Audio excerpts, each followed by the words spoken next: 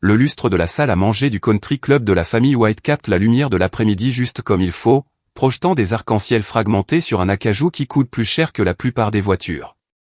Je regarde des grains de poussière dérivés dans le nuage de Chanel numéro 5 d'Eleanor. Alors que je suis le maître d'hôtel vers ce qu'il appelle la table familiale, avec ce sourire entendu qu'il réserve aux personnes sur le point de recevoir de mauvaises nouvelles autour d'un bon vin, Arthur vérifie sa Rolex avant même que je m'assoie la 3e fois en 30 secondes.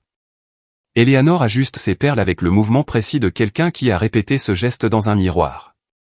Meredith positionne son iPhone sous un angle qui rendrait fier un étudiant en cinéma, son sourire assez acéré pour faire couler le sang. Chacun a sa place assignée, chacun jouant son rôle dans l'intervention, quelle qu'elle soit, qu'ils ont répété. Rebecca. La voix d'Eleanor a cette chaleur particulière qu'elle utilise quand elle veut quelque chose. Tu es ravissante, ma chérie. Je porte le même pull gris que je portais mardi dernier. Elle ne l'avait pas remarqué non plus, à ce moment-là. Je m'assois sur la chaise que le maître d'hôtel tire pour moi, celle qui leur fait face à tous les trois, comme si j'étais sur le point de soutenir une thèse devant un comité hostile. Le cuir grince. Quelqu'un en cuisine laisse tomber une casserole. Des bruits normaux, dans un moment très anormal. Eleanor fait glisser une fine boîte en velours sur la table, le genre de boîte qui contient habituellement des bijoux. Ses doigts la laissent positionner exactement entre la salière et la poivrière, parfaitement alignée avec le bord de la table. Un nouveau départ, ma chérie. Nous pensons que tu vas adorer Austin. J'ouvre la boîte. Un billet d'avion aller simple. Départ dans 48 heures. Arthur place un chèque à côté avec une précision chirurgicale, ses mains de banquier stable. Ton capital de départ, Rebecca. 5 000 €. Utilise-le à bon escient. Le chèque est déjà signé. Déjà daté. Ils l'ont imprimé avant même mon arrivée. Meredith déplace son téléphone d'une fraction de pouce vers la gauche, pour que mon visage soit mieux éclairé. Son sourire de rédactrice de la Yellow Review s'élargit. Elle attendait ce moment, elle a probablement déjà prévu quel filtre elle utilisera quand elle publiera la vidéo. Je reconnais cette performance. Les mouvements synchronisés. Les répliques répétées.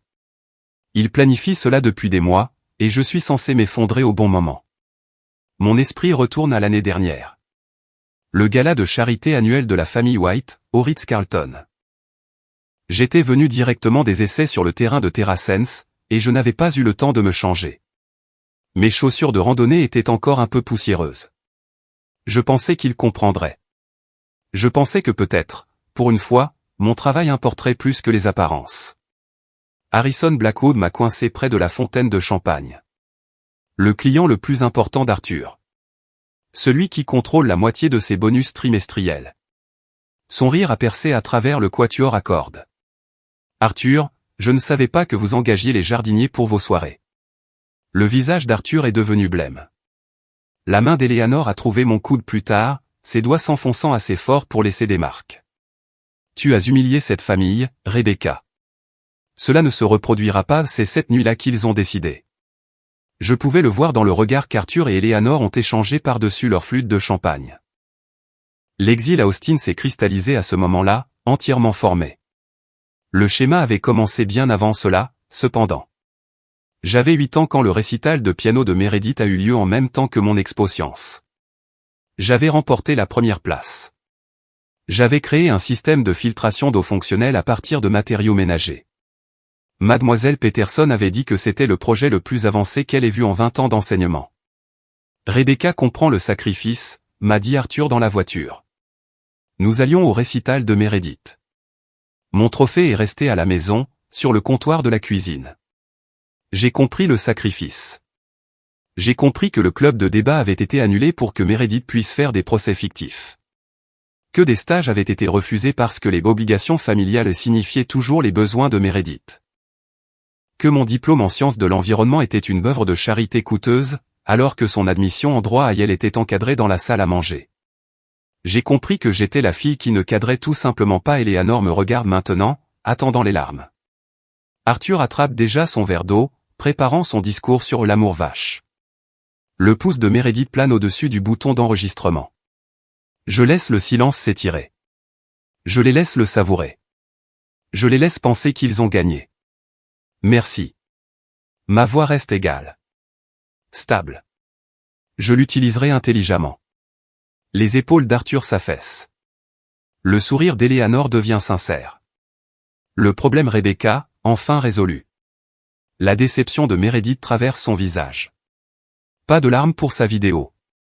Pas de drame pour sa story Instagram. Je plie le chèque avec un soin délibéré, je le plie une fois, et je le glisse dans mon sac à main. Le papier est épais. Cher. Le genre de chèque qu'Arthur utilise pour les transactions importantes. Ils ne sont pas au courant du virement bancaire. 500 000 €, confirmé il y a 48 heures. Sur mon compte, pendant qu'ils me tendent 5 000 € comme si c'était une fortune. Ils ne savent pas que Julien Vance, le PDG d'Agricor, m'a appelé personnellement. Que le professeur Caline a transmis mes données de récupération au sommet Agritech. Que leur fille, l'embarras, celle qu'il ne cadre pas tout à fait, a construit quelque chose qui valait la peine d'être acheté. Arthur lève son verre de vin. Au nouveau départ. Je lève mon verre d'eau et je souris. Laissons-les croire que c'est de la gratitude. Ce n'en est pas. 6 mois avant la boîte en velours et le billet pour Austin, j'étais assise dans le bureau du professeur Caline à Stanford, pendant qu'il démolissait ma proposition pour TerraSense avec la précision que les chirurgiens utilisent pour enlever des tumeurs. L'idée est bonne, Rebecca. Il tapota son stylo contre ma présentation imprimée. 3 mois de travail, réduit à 18 pages agrafées. Mais les données sont minces. Ce n'est qu'un projet de classe. Les néons bourdonnaient au-dessus de ma tête. La cafetière de quelqu'un bipa dans le couloir. Des bruits normaux, dans un moment qui ressemblait à une chute. Je m'attendais à de la résistance. À des questions sur la méthodologie. À des inquiétudes sur la scalabilité. Pas un rejet. Qu'est-ce qui en ferait plus qu'une simple application? La preuve que votre algorithme fonctionne en dehors d'un environnement contrôlé. Il fit glisser la proposition de l'autre côté de son bureau. Pour l'instant, vous avez la théorie. Les investisseurs veulent des résultats. Je suis retourné à mon appartement en traversant le campus. Passant devant des étudiants qui célébraient la fin des examens. Passant devant le café où Meredith et moi avions l'habitude d'étudier, avant qu'elle ne soit transférée à Yale. La proposition semblait plus lourde dans mon sac à dos qu'elle n'aurait dû. La théorie. Juste un projet de classe. J'avais entendu des variations de ces mots toute ma vie. De la part d'Arthur, quand j'ai choisi les sciences de l'environnement plutôt que l'économie. De la part d'Eleanor, quand j'expliquais la séquestration du carbone au lieu de discuter des lieux de mariage comme Meredith. De chaque dîner de famille où mes recherches devenaient un bruit de fond, face à la dernière réussite de Meredith. Mais le professeur Caline n'était pas de ma famille. Il n'avait aucun intérêt dans mon échec. Ce qui signifiait qu'il avait raison. J'ai passé les 3 semaines suivantes à vivre à la bibliothèque universitaire, survivant grâce au café des distributeurs automatiques, et à cette sorte de détermination qui naît lorsqu'on a été sous-estimé toute sa vie. La demande de bourse d'innovation Callaway exigeait 12 pages. Je leur en ai donné 30. Ils voulaient une lettre de recommandation. J'en ai obtenu 4. Ils voulaient une ventilation du budget. J'ai construit un modèle complet de projection financière. L'email d'acceptation est arrivé à 2 heures du matin. 75 000 €. J'ai appelé à la maison depuis le laboratoire vide, trop excité pour attendre le matin. Eleanor a répondu à la 4e sonnerie. C'est bien, ma chérie. Sa voix semblait distante. Distraite. Écoute, Meredith vient d'être admise à la Yale Law Review. Tu te rends compte? La plus jeune rédactrice en 15 ans. Maman, j'ai gagné la bourse Callaway. C'est l'une des plus compétitives. C'est merveilleux, Rebecca. Je dois te laisser. Ton père est sur l'autre ligne avec l'association des anciens élèves de Yale. Le clic de la déconnexion a résonné dans le laboratoire vide de Stanford. Les néons bourdonnaient. L'écran de mon ordinateur portable brillait avec l'email d'acceptation. 75 000 € de validation qui ne pouvait rivaliser avec le dernier trophée de Meredith. J'ai regardé ma proposition TerraSense, mes 3 semaines de travail sans sommeil, la preuve que je pouvais construire quelque chose de réel. Puis je me suis mise au travail. L'argent de la bourse est allé à une équipe de développement externalisée à Bangalore, soigneusement sélectionnée après des semaines d'entretien. Chaque contrat spécifiait ma propriété exclusive de la propriété intellectuelle. Chaque ligne de code était documentée, horodatée, et sauvegardée en triple exemplaire. J'ai engagé David Morrison, un analyste de données à temps partiel qui travaillait le soir et le week-end, assemblant le réseau de capteurs tout en enseignant la physique au lycée pendant la journée. Le professeur Kalin est passé au laboratoire un soir, et m'a trouvé les mains plongées dans les protocoles de calibration. Vous êtes sérieuse, à ce sujet? Vous avez dit que j'avais besoin de données de terrain. Je n'ai pas levé les yeux de mon ordinateur. Je suis en train d'obtenir des données de terrain. 3 mois plus tard, j'avais mon programme pilote. Une petite ferme familiale près de Fresno. Une exploitation de 3e génération. Assez désespéré pour essayer un système non prouvé, venant d'une étudiante de Stanford qui promettait une meilleure efficacité d'irrigation. L'algorithme a été mis en service un mardi matin de mars. Le jeudi après-midi, je savais que quelque chose n'allait pas. Les relevés d'humidité du sol fluctuaient sauvagement. Le programme d'irrigation se déclenchait à des intervalles incorrects. J'ai regardé depuis mon ordinateur portable 30% de leur culture test se noyer, dans l'eau que mon système avait insisté pour qu'ils utilisent. La voix du fermier est restée égale quand il a appelé. Contrôler. Le genre de contrôle qui vient quand on regarde son gagne-pain mourir en temps réel. On arrête tout, Rebecca. Donnez-moi 48 heures. Je peux arranger ça. Vous avez eu 3 mois. La récolte n'a pas 48 heures. J'étais assise dans le laboratoire, entourée de données d'échecs, regardant l'argent de ma bourse s'écouler dans un champ inondé près de Fresno. Chaque relevé de capteur, chaque déclenchement d'irrigation, chaque décision algorithmique qui avait détruit la récolte de quelqu'un. Le message vocal d'Arthur est arrivé ce soir-là. Il avait entendu parler de la ferme par son réseau. Bien sûr qu'il l'avait entendu. Les mauvaises nouvelles voyagent vite, dans les cercles où la réputation compte plus que la reprise. Rebecca. C'est ton père. J'ai entendu parler de ta petite expérience agricole. Il est peut-être temps d'envisager quelque chose de plus approprié. Appelle-moi. Il n'avait pas l'air surpris. Il avait l'air soulagé. Le texto d'Eleanor est arrivé ensuite. Ma chérie, il n'y a pas de honte à essayer. Tout le monde n'est pas fait pour l'entrepreneuriat. Puis Meredith. 3 émojis qui pleurent de rire, suivis de « J'ai entendu dire que tu avais noyé des légumes ». J'ai éteint mon téléphone, j'ai ouvert les journaux d'erreurs, et j'ai commencé à lire. Quelque part dans 3 mois de code, dans des milliers de lignes de modélisation prédictive, se trouvait l'erreur qui avait coûté à un fermier 30% de sa récolte, et qui validait chaque mot méprisant que ma famille avait jamais prononcé à mon sujet. Le laboratoire est devenu ma maison pour les 3 semaines suivantes. J'ai commandé de la nourriture thaï que je n'ai pas mangée, fait du café que j'ai oublié de boire, et dormi 2 heures sur ma chaise de bureau, me réveillant avec des spécifications de capteurs imprimées sur la joue. J'ai trouvé l'erreur à 2h30 un mercredi matin. Une seule ligne défectueuse, dans l'algorithme de prédiction de l'humidité. Une erreur d'initialisation de variable si petite, si élégante dans sa destructivité, que je l'ai presque admirée. J'ai reconstruit tout le système à partir de zéro. Le nouvel algorithme s'est avéré 40% plus efficace que mes projections initiales. Les données de récupération ont montré quelque chose que je n'avais pas anticipé, la résilience du système. La preuve que la plateforme pouvait identifier ses propres erreurs, s'adapter, et s'améliorer. J'ai envoyé l'analyse mise à jour au professeur Kalin à 4 heures du matin. Sa réponse est arrivée 1 heure plus tard. Salle de conférence, 9 heures. Apportez tout. Quand je suis entré, portant 3 mois de données de récupération, il a examiné mes conclusions pendant 7 minutes sans parler. Puis il a pris son téléphone et a commencé à composer un numéro. Je vous obtiens une place pour une présentation au sommet Agritech, a-t-il dit. Ne me faites pas regretter.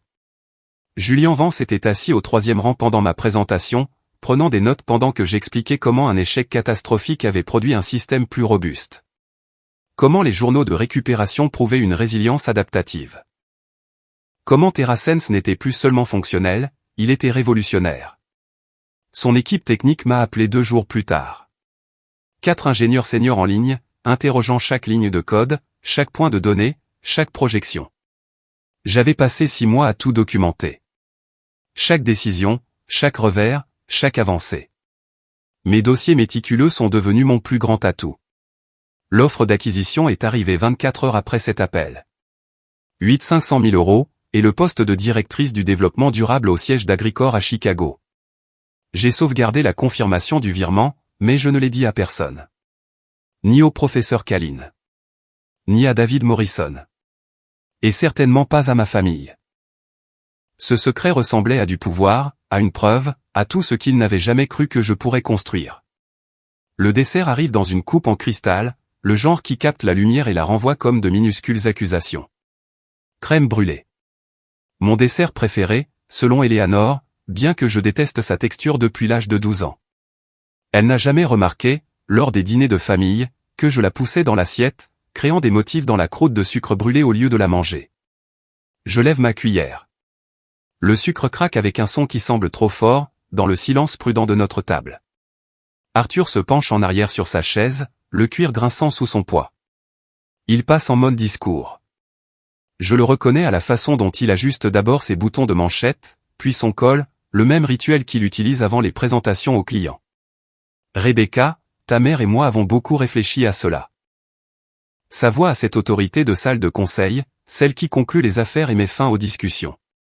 Parfois, l'amour vache est le plus grand cadeau qu'un parent puisse offrir. Tu dois trouver ta propre voie, sans l'ombre des attentes familiales. L'ironie serait drôle si elle n'était pas si parfaitement dans leur style.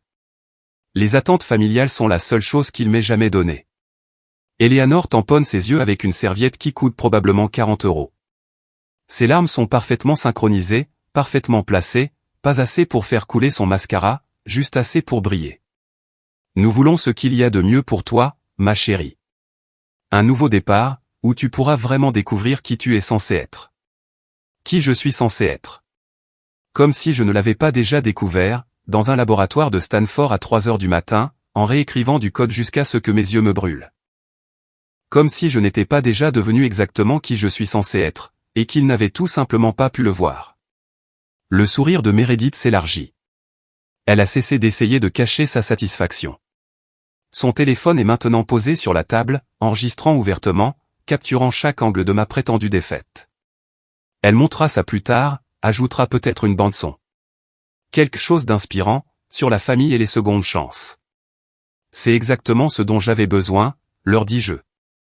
Ma voix reste douce, reconnaissante. Merci d'avoir vu ce que je ne pouvais pas voir moi-même.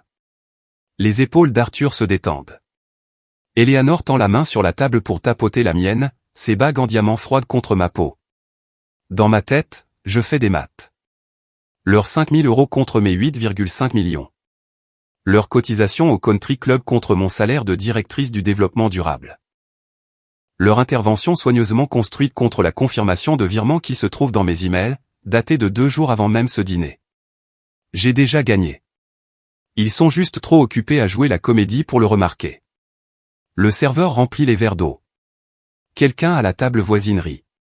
La vie continue autour de nous, pendant que ma famille orchestre mon exil, complètement inconsciente que j'ai 3 coups d'avance, dans un jeu dont ils ne savent même pas que nous jouons. Il y a du pouvoir dans ce silence. De la force, à les laisser croire leur propre histoire. J'ai passé 23 ans à essayer de faire mes preuves auprès de gens qui n'allaient jamais regarder. Maintenant, je n'ai plus rien à prouver. Je suis libre. Ils viennent de me remettre la liberté, emballée dans une boîte en velours avec un billet d'avion à l'intérieur.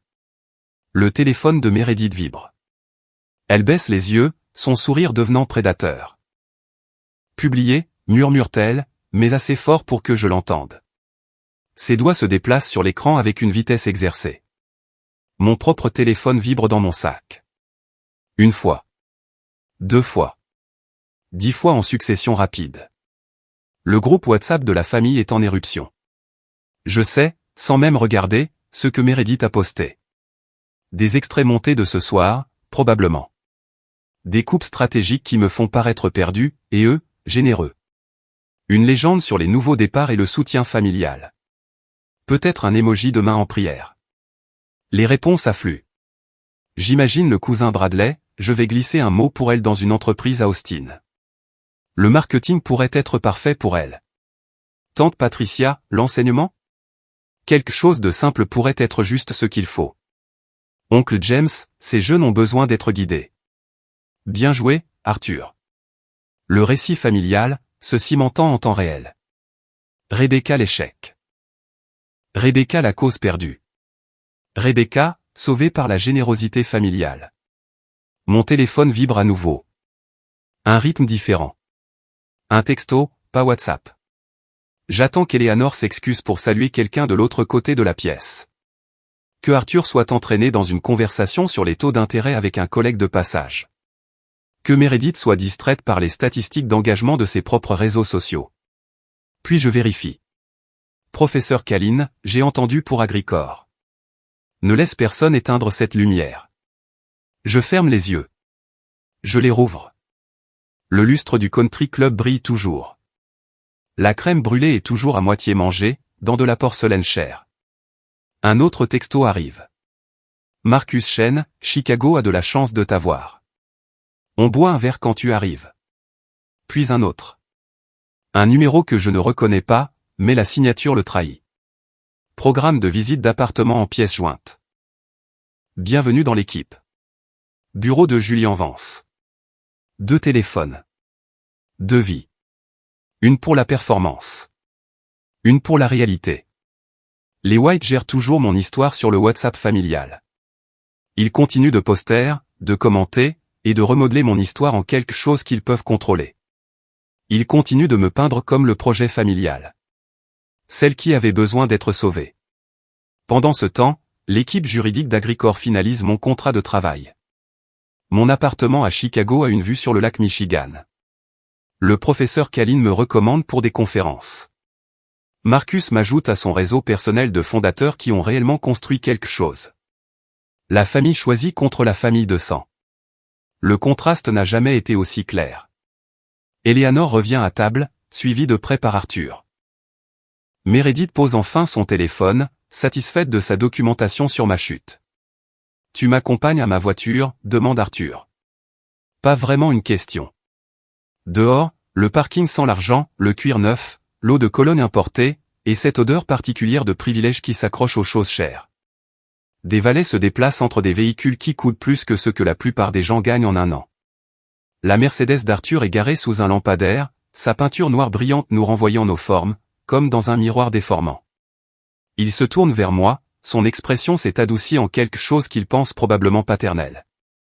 C'est pour ton bien, Rebecca. Un jour, tu me remercieras. L'air nocturne est frais.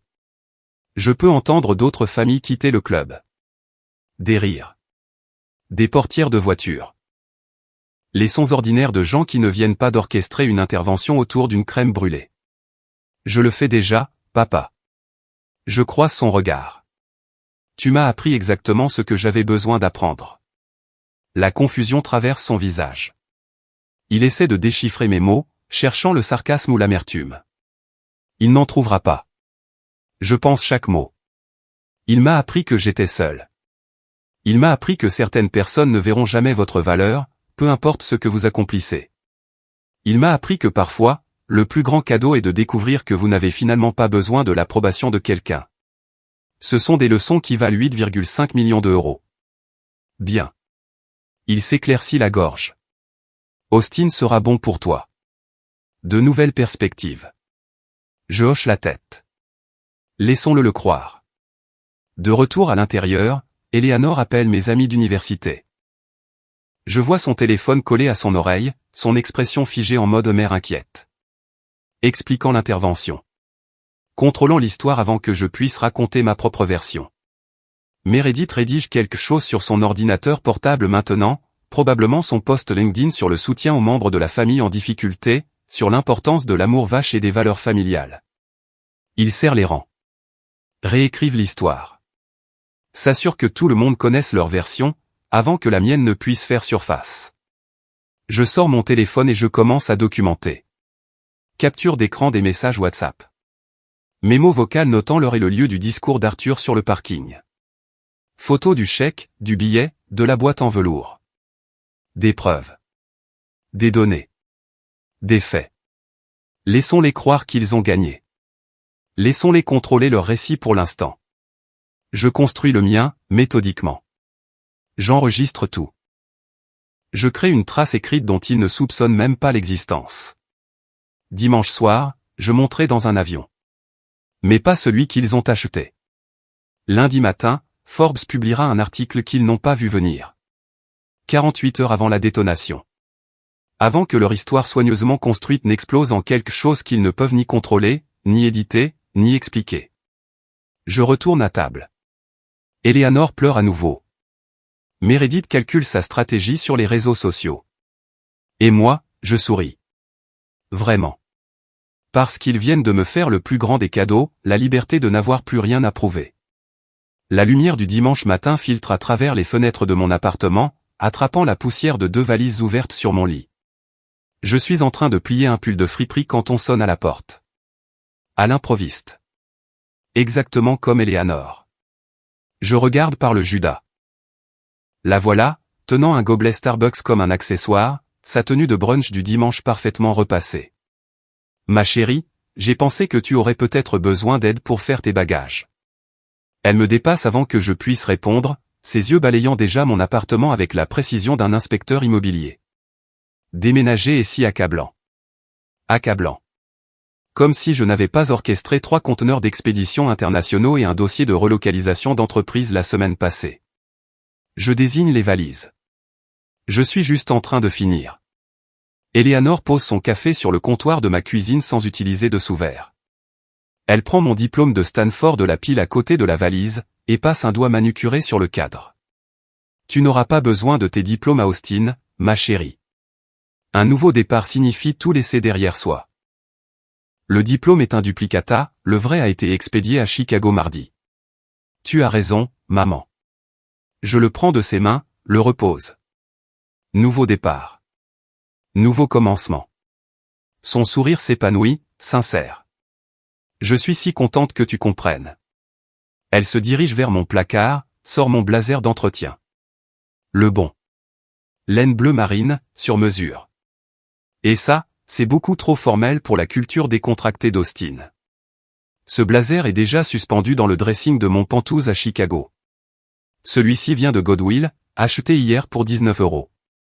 C'est ce que je pensais aussi. Je le plie dans la valise avec un soin délibéré. Eleanor me regarde emballer des jeans de friperie, des chemisiers en solde, tout étant soigneusement choisi pour ressembler à ma vraie garde-robe. Elle hoche la tête avec approbation à chaque choix, satisfaite que je démantèle ma vie correctement. Ton père et moi sommes si fiers de la façon dont tu gères cela. Elle s'installe sur le bord de mon lit, faisant attention à ne pas froisser son pantalon en lin. Toutes les jeunes femmes n'ont pas la maturité d'accepter des conseils avec une telle grâce. La grâce. C'est ainsi qu'elle appelle la reddition. Mon téléphone vibre. Les yeux d'Eleanor se tournent vers lui, mais je suis plus rapide. L'assistante de Julian Vance, confirmant la livraison de mes meubles à l'adresse de Chicago. Je le mets en silencieux sans lire l'aperçu. C'est juste la compagnie aérienne, lui dis-je. Il confirme mon vol. Bien. Elle se lève, lisse des plis invisibles. Je te conduirai à l'aéroport demain. Pour m'assurer que tu partes en toute sécurité. La voilà, la raison. Pas une préoccupation maternelle. Une vérification. Elle veut me regarder embarquer, regarder la porte de l'avion se fermer, confirmer que l'exil est complet. C'est vraiment gentil, maman. Son café est abandonné sur mon comptoir, une trace de rouge à lèvres sur le bord. Elle ne le boit pas. Elle n'est pas venue ici pour un café. Après son départ, je m'assois sur mon lit, entouré de valises pleines de vêtements de quelqu'un d'autre. La carte d'embarquement pour Austin est sur ma table de chevet, achetée avec ma propre carte de crédit, imprimée à la maison. Elle ne sera jamais scannée. Mon vrai vol pour Chicago part 3 heures après le vol pour Austin. Compagnie différente, terminal différent. La belle symétrie me fait sourire. Ils m'ont appris ce jeu. Comment jouer une réalité tout en vivant une autre? Comment laisser les gens voir exactement ce à quoi ils s'attendent? Je suis simplement devenu meilleur à ce jeu qu'ils ne l'ont jamais été. Lundi matin, Arthur envoie son email à 8h30 précise. Je le vois arriver sur mon téléphone depuis la porte BE17 de l'aéroport OR, attendant l'appel pour mon vol vers Chicago. L'objet, nouvelle de la famille. Le corps du message, bref et efficace, Rebecca a déménagé à Austin pour une nouvelle perspective. Nous sommes convaincus que ce changement lui apportera une clarté précieuse pour son avenir. Une clarté précieuse. Son code pour me couper les ponts. L'email est envoyé à tout son réseau professionnel. 200 contacts, construits sur 30 ans. Chaque investisseur, chaque client, chaque membre du conseil d'administration qu'il connaît. Le message implicite est clair, ne l'aidez pas. Ne l'embauchez pas. Ne prenez pas ses appels. Je tiens mon deuxième café quand la publication Instagram d'Eleanor apparaît. Une photo de famille, pour la remise de diplôme de Meredith Ayel. E3, parfaitement posé. Je suis si proprement coupé que l'on ne devinerait jamais que j'ai existé.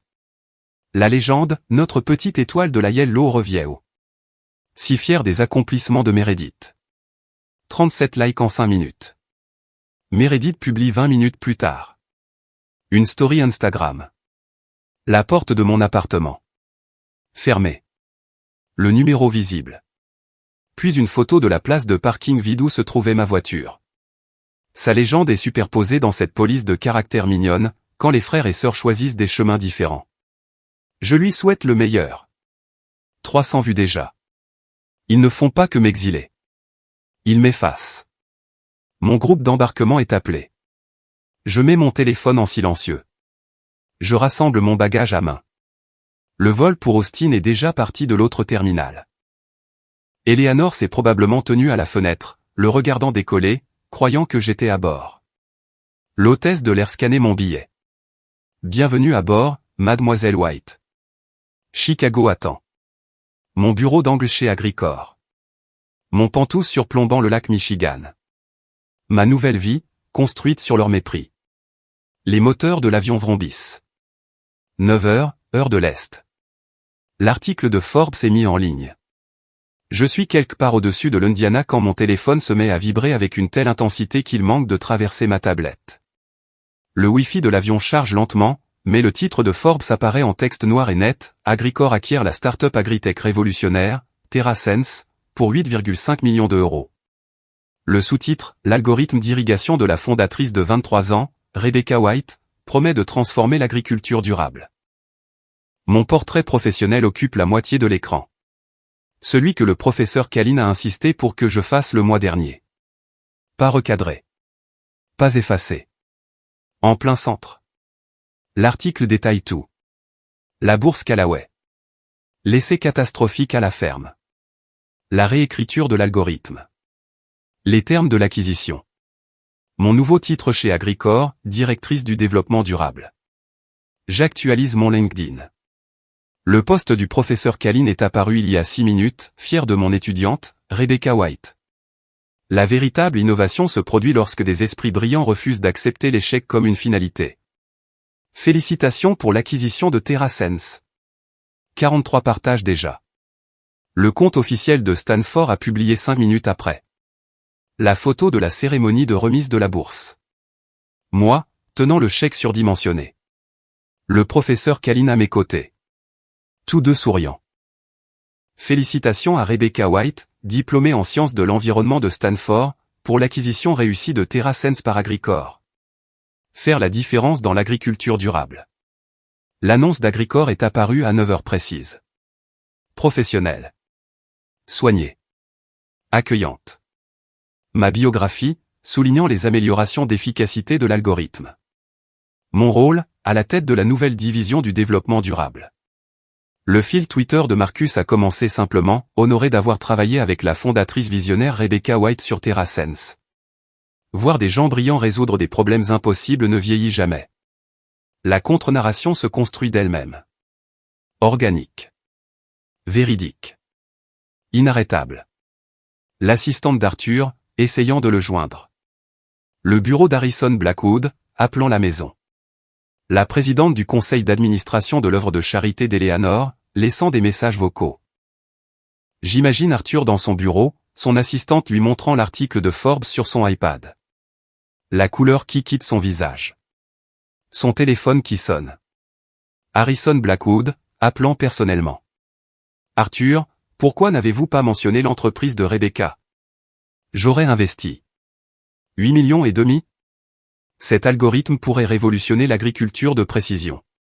Eleanor, à son cours de tennis du lundi matin. Son téléphone qui s'illumine de messages. La présidente de son œuvre de charité, ravie. Eleanor, nous ne savions pas que Rebecca était dans la technologie. Peut-elle prendre la parole à notre gala de printemps? Nos donateurs seraient fascinés. Meredith, dans sa salle d'études à la bibliothèque de droit de Yale. Ses camarades de classe, s'approchant avec des sourires confus. Ta sœur a vendu son entreprise. Pourquoi n'as-tu jamais parlé de TerraSense? Le groupe WhatsApp de la famille explose. J'ai désactivé les notifications hier, mais je le vérifie maintenant. 37 nouveaux messages. Des parents confus. Des cousins qui félicitent. Des questions embarrassantes sur la raison pour laquelle personne ne savait. Tante Patricia, Rebecca a vendu sa start-up? Pour des millions? Cousin Bradley, attends, Rebecca est une dirigeante dans la tech maintenant. Oncle Richard, pourquoi apprenons-nous cela maintenant? Le récit s'effrite en temps réel. Chaque mensonge prudent. Chaque commentaire méprisant. Chaque photo recadrée, soudainement suspecte. Je sauvegarde l'article de Forbes sur mon téléphone. Je fais une capture d'écran du post LinkedIn du professeur Kalin. J'archive l'annonce de bienvenue d'Agricor. Des preuves. De la documentation.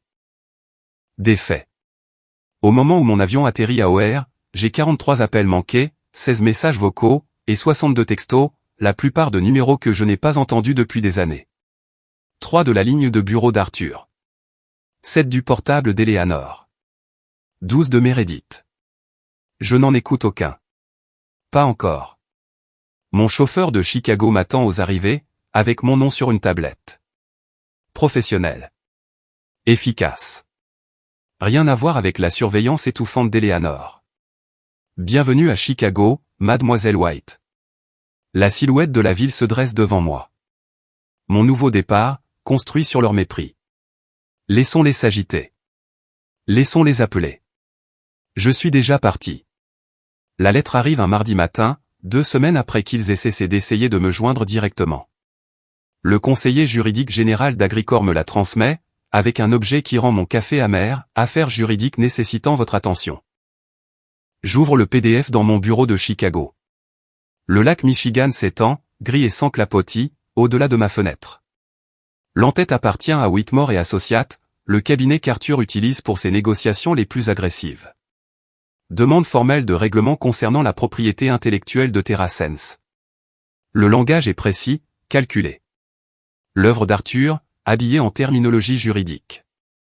Il revendique un intérêt fiduciaire dans TerraSense, basé sur un investissement familial substantiel pendant la phase de développement et la création de propriétés intellectuelles en résidant en tant que personne à charge au domicile familial. Le chèque de 5 000 € est désormais un financement de démarrage, établissant une participation au capital de l'entreprise. Leur demande, 30% du prix d'acquisition. 2,55 millions d'euros. Ou un procès. Je la lis 2 fois. L'audace me reste en travers de la gorge. Ils m'ont tendu ce chèque au country club comme si c'était de la charité, une indemnité de départ pour la déception familiale. Maintenant, c'est du capital risque. Maintenant, c'est une participation. Le téléphone sur mon bureau s'allume. Julien Vance, appelant de la suite exécutive à l'étage. Rebecca. Sa voix porte la frustration contenue d'un PDG protégeant ses actifs. Je suppose que vous avez vu la lettre. À l'instant. Nos avocats me disent que c'est sans fondement. Votre documentation de propriété intellectuelle est béton. Mais ils font du bruit par des canaux officieux. Il fait une pause.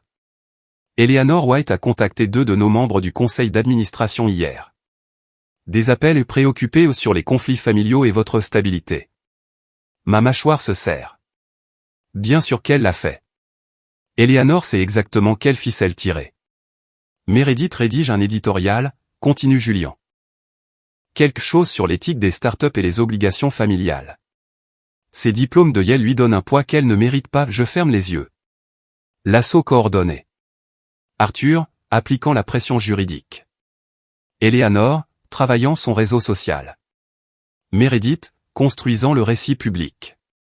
La même performance synchronisée du country club, mise à l'échelle pour correspondre aux enjeux. De quoi avez-vous besoin de ma part, je demande. Rien pour l'instant. Notre équipe de relations publiques rédige une réponse. Vague mais ferme. Nous protégeons nos collaborateurs, Rebecca. Son ton change, devient presque paternel. Mais j'ai besoin de savoir s'il y a une quelconque validité à leur demande. Des accords verbaux. De l'argent de la famille qui a servi au développement. Aucun. J'ai la documentation pour chaque euro. La bourse Callaway. Mes propres économies. Rien de. Bien. Le soulagement colore sa voix. Alors nous laissons les avocats s'en occuper. Mais après avoir raccroché, je reste assise, à fixer cette lettre. Ce chèque de 5 000 € repositionné. La signature d'Arthur sur l'autorisation du cabinet. Mon téléphone vibre. Un texto du professeur Caline, je vois des rumeurs en ligne. Ça va? Je ne réponds pas. J'ouvre Twitter à la place. Le tech Twitter s'est emparé de l'histoire. Le communiqué de presse d'Agricor a été publié il y a 1 heure, soigneusement formulé à propos de tentatives sans fondement d'exploiter une jeune fondatrice. Les réponses se rallient autour de moi, dénonçant la dynamique familiale, partageant leurs propres histoires de parents apparus après le succès. Quelqu'un a déterré l'Instagram de Meredith, les publications qu'elle a supprimées après Forbes. Des captures d'écran circulent, avec des commentaires sur l'hypocrisie. Ses collègues de la Yellow Review prennent leur distance dans des citations de tweets, avec des déclarations soigneusement professionnelles sur le fait de ne pas approuver son prochain article. La réputation d'Arthur, s'effritant en temps réel. Des blogs d'investissement, remettant en question son jugement. Des collègues, se demandant pourquoi il n'a pas reconnu le potentiel de sa propre fille. Je devrais me sentir vengé. Au lieu de ça, je ressens le poids de ce qu'ils sont prêts à détruire pour obtenir ce qu'ils veulent. Leur propre crédibilité. Leurs relations professionnelles. Ce qui restait de notre famille. Tout ça pour 30% de quelque chose qu'ils qualifiaient de sans valeur il y a 6 mois. Je transfère la lettre de mise en demeure d'Arthur à mon email personnel. Je la relis sur mon téléphone. L'argument juridique repose entièrement sur ce chèque. Le refinancement de démarrage. Leur investissement pendant le développement. Le chèque que je n'ai jamais encaissé. J'ouvre mon application bancaire mobile. L'image du chèque est toujours là, dans ma file d'attente de dépôt. Photographié, mais jamais traité. 5 000 € d'Arthur White. Ligne de mémo, fonds pour un nouveau départ. Pas d'investissement TerraSense. Pas de capital de démarrage. Fonds pour un nouveau départ. Leur propre documentation, trahissant leur affirmation. Je pourrais simplement montrer cette image aux avocats d'Agricor. Prouver la vraie nature du chèque. Les laisser démanteler l'argument d'Arthur dans des dossiers judiciaires et des dépositions. Mais ce n'est pas assez. C'est jouer leur jeu, selon leurs règles. Je tape sur déposer le chèque. L'application traite la demande. 30 secondes d'écran de chargement. Puis, transaction réussie. 5 000 € déposés sur votre compte. Je fais une capture d'écran de la confirmation. L'horodatage. La ligne de mémo. Tous les détails. Mes mains sont stables lorsque j'ouvre mes emails. Je transfère la capture d'écran au conseiller juridique général d'Agricor avec une brève note, pour vos dossiers. Paiement intégral reçu et accepté. Ensuite, je compose un nouvel email. Une réponse directe à l'avocat d'Arthur. En copie, Arthur White, Eleanor White, Meredith White. Objet, paiement final de votre client. Corps du message, 6 juin, veuillez trouver mon accusé de réception du paiement de votre client. Merci de finaliser cette affaire. Toute correspondance future peut être adressée à mon conseiller juridique. Je joins la capture d'écran. Le chèque encaissé. Leur investissement, accepté comme étant exactement ce qu'ils voulaient qu'il soit. Un paiement. Une indemnité de départ. Le prix de mon exil.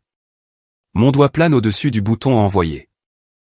Je pense à mes 8 ans, à l'Expo Science. Au récital de piano de Meredith. Aux redditions accumulées. À toute une vie à être la fille qui comprenait le sacrifice. J'appuie sur envoyer. L'email s'envole dans le vide. 30 secondes plus tard, mon téléphone affiche 3 accusés de lecture. Arthur. Eleanor. Meredith. Le silence qui suit semble absolu. Je vais dans mes contacts. Je trouve Arthur White. J'appuie sur bloquer. Je trouve Eleanor White. J'appuie sur bloquer. Je trouve Meredith White. J'appuie sur bloquer. Mon téléphone semble plus léger sans eux. Par ma fenêtre, le lac Michigan capte le soleil de l'après-midi. L'eau devient argentée. Un voilier traverse l'horizon, se dirigeant vers quelque chose que je ne peux pas voir. Je sauvegarde leurs lettres. La demande. La menace. Tout est documenté. Comme toujours. Mais cette fois, la documentation n'est pas une défense. C'est une victoire. Ils m'ont appris à tenir des registres. À être méticuleuse. À tout prouver. Ils n'ont simplement jamais envisagé que j'utiliserais ces leçons contre eux. 6 mois plus tard, la lumière du matin inonde les baies vitrées de mon Penthouse à Chicago, transformant le lac Michigan en argent martelé. Je bois du café dans une tasse que le professeur Kalin m'a envoyée, celle qui dit « Les données ne mentent pas » en lettres estompées. Mon prix de l'innovateur TerraSense est sur l'étagère, à moitié caché derrière une pile de revues spécialisées. Je ne l'ai pas accroché au mur. Je n'en ai pas eu besoin. Les photos d'équipe d'Agricor ont remplacé ce qui était autrefois des portraits de famille dans mon ancien appartement, des gens qui me voient vraiment, quand ils regardent mon visage. Les alertes de mon calendrier sonnent. 3 réunions aujourd'hui. Toutes sont importantes. Toutes avec des gens qui apprécient ce que j'ai construit, pas le nom de famille que je porte. Le chèque encadré est accroché dans ma salle d'eau. 5 000 €. Conservé sous verre, comme la chute d'une blague qu'il est devenu. Les invités posent toujours des questions à ce sujet. Je leur dis que c'est un rappel que les meilleurs investissements sont ceux que les gens font en eux-mêmes. Ce soir, c'est la fête de fin d'année d'Agricor. Je parle de l'échec et de la reprise. De la façon dont le test catastrophique des cultures à Fresno m'a appris plus que n'importe quel succès n'aurait pu le faire. Les jeunes ingénieurs ont besoin d'entendre que le génie, ce n'est pas d'éviter les erreurs, c'est de les documenter si précisément qu'on ne les fait jamais 2 fois. Le lieu brille de cette magie des fêtes d'entreprise, tout en verdure de bon goût et en éclairage d'ambiance. Je suis au milieu de mon histoire sur la réécriture de l'algorithme quand je le remarque, s'approchant à travers la foule. Harrison Blackwood. Le client le plus important d'Arthur. L'homme qui m'a comparé au personnel de jardinage lors du gala de charité. Il attend que j'ai fini, applaudissant avec les autres, puis il me tend la main. Mademoiselle White. Harrison Blackwood. J'ai entendu votre présentation au sommet Agritech le printemps dernier. Un travail remarquable. Je lui serre la main. Sa poignée est ferme. Respectueuse. Il n'a aucune idée que nous nous sommes déjà rencontrés. La pièce ne s'arrête pas. La conversation autour de nous continue. Mais je sens cette vieille tension tenter de refaire surface, ce besoin enfantin de validation familiale qui tente une dernière résurrection. Elle meurt silencieusement. Harrison se lance dans des questions sur les capteurs de sol et la modélisation prédictive. Des questions techniques. Intelligentes. Il a fait ses devoirs. Il voit l'algorithme maintenant, pas la poussière sur mes bottes. Plus tard, de retour à mon bureau, je mets à jour mon calendrier. Appel de mentorat mensuel avec le professeur Kalin demain. Réunion du comité des bourses pour mon fonds des innovateurs improbables à Stanford jeudi. Le fonds cible les étudiants dont les familles ne comprennent pas leur travail. Les étudiants qui ont besoin que quelqu'un croie en leurs données, avant qu'ils ne croient en eux-mêmes. La thérapie, c'est mercredi. Toujours en train de traiter. Toujours en train d'apprendre que la dévalorisation systématique laisse des marques que même les algorithmes ne peuvent résoudre. Une jeune stagiaire s'arrête à ma porte. Hésitante. Maya. Brillante en architecture de système, incertaine sur tout le reste. Mademoiselle White? Vous avez une minute? Je lui fais signe d'entrée. Ma famille ne comprend pas vraiment ce que je fais ici. Elle triture son badge de visiteur. Il n'arrête pas de me demander quand je vais trouver un vrai travail. Je me demandais juste si vous aviez déjà. Si cela vous était déjà arrivé. Je ferme mon ordinateur portable, lui accordant toute mon attention. Parfois, la distance est le plus grand cadeau que l'on puisse s'offrir, dis-je. Pas par colère. Par préservation. Ses épaules s'affaissent d'1 centimètre. Le soulagement. Vous faites un vrai travail ici, Maya. Faites confiance à vos données. Elle part plus légère qu'elle n'est arrivée. Je reconnais cette démarche. Je l'avais autrefois. La veille de Noël arrive, avec une neige qui ne tient pas tout à fait. Mon téléphone affiche 47 appels manqués, de numéros que j'ai débloqués mais archivés. J'écoute le dernier message vocal une fois. Eleanor, qui pleure. Qui pleure vraiment. Notre fille nous manque, Rebecca. S'il te plaît. C'est Noël. Je l'archive sans répondre. Ma famille choisie arrive à 7 heures. Le professeur Caline apporte du vin. Julien apporte des histoires sur la dernière réunion du conseil d'administration. D'autres membres d'Agricor arrivent, apportant de la nourriture, des rires, et le confort facile de gens qui se sont choisis. Nous mangeons. Nous parlons. Personne ne pose de questions sur ma vraie famille. Plus tard, en faisant la vaisselle, j'aperçois mon reflet dans la fenêtre sombre. Le lac Michigan s'étend derrière moi. Vaste, indifférent, et magnifique. Le même visage qu'ils ont essayé d'effacer. La même personne qu'ils ont mesurée et jugée insuffisante. Toujours là. Toujours en train de construire. Toujours en train de grandir. Merci pour le capital de départ, je pense. Vous m'avez appris que je pouvais grandir n'importe où. Même en exil. Surtout en exil. Le silence que j'ai gagné s'installe autour de moi comme un cachemire précieux. Chaleureux. Mérité. Le mien.